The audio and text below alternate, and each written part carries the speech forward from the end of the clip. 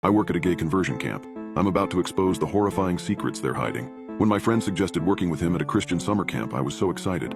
I was great with kids and loved meeting new people, so working at the Rainbow Resilience Retreat sounded like great fun. I'm gay but still a devout Christian, so I thought it would be an opportunity to get closer with God. I just had no idea of the horrifying reality the camp was hiding. After a brief interview, I drove up with my friend to a location in the middle of the woods, far from any type of civilization. I really wasn't sure what I was anticipating, but it certainly wasn't what I saw as we pulled up to a dim forest with old-looking cabins. Despite the dingy area, I still thought it was a nice area. The air was fresh, and there's a beautiful lake right next to the campsite. However, there was one thing that really felt off. It was the people.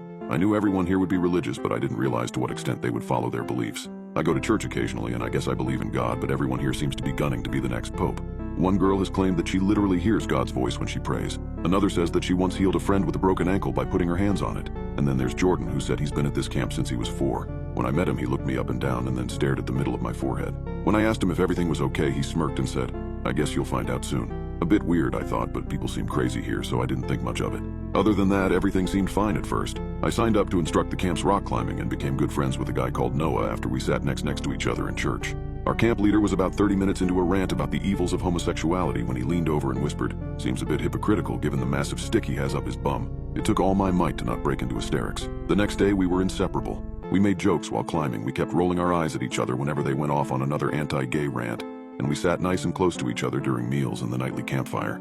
We were starting to become great friends, but neither of us knew the real reason he was sent here. We were both oblivious enough to think it was just a Christian camp. Only that night, things started to get very weird. It's when the screams started. All the counselors and workers at the camp slept in one cabin with separate rooms, whereas the campers slept in larger warehouse-type cabins with multiple bunk beds in each room. But as I tried dozing off to sleep at around 10 p.m., I heard it. It was screaming. Agonizing screaming from somewhere in the distance. I jolted up out of bed and heard the screaming get louder when I opened the window, as if it was coming from the camper's cabin opposite us.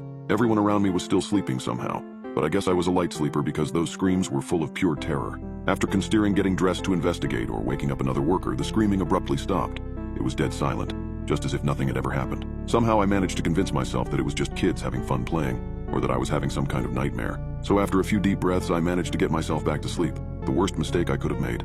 The next day, Noah was almost a totally different person, but I still spent the whole day with him. I felt really close with him, to the point where it felt like we were dating. However, that day something just felt off about him, as if he was hiding something. In the evening, he asked if he could talk to me about something. I knew this had to be something serious, since he didn't seem like the type to take much stuff serious. So we headed down one of the paths leading away from the Great Lodge. He seemed nervous, so I thought I'd break the ice by telling him about what I heard the night before. As I described it, she slowed his walk down until she came to a complete stop. She looked right at me with wide, fearful eyes. "What do you think it was?" he asked. His voice was almost shaking. I laughed a bit and said, "Well, I didn't really think much of it. I thought it was just kids playing or something." He gave me a strange look and turned down the path leading to the boys' cabins, leaving me stunned. I would have chased after him, but that would have broken the camp's cardinal rule, which states we aren't allowed to go into the campers' cabins. I tried calling for him to come back, but he'd already gone inside and closed the door. I had no idea what was wrong. I couldn't sleep that night. It was close to midnight, and I was still sitting there in my bed, wondering what the hell happened. I knew I had to talk to him. I quietly climbed out of bed, grabbed my flashlight, and put on my darkest clothes. Then I headed out towards his cabin, moving through the black forest path as deftly as I could and listening for any sounds of other people. I knew I'd be in a lot of trouble if I was caught out here. The path led out of the forest and then sloped down to the boys' cabins below. I stopped at the top of the hill and looked at them.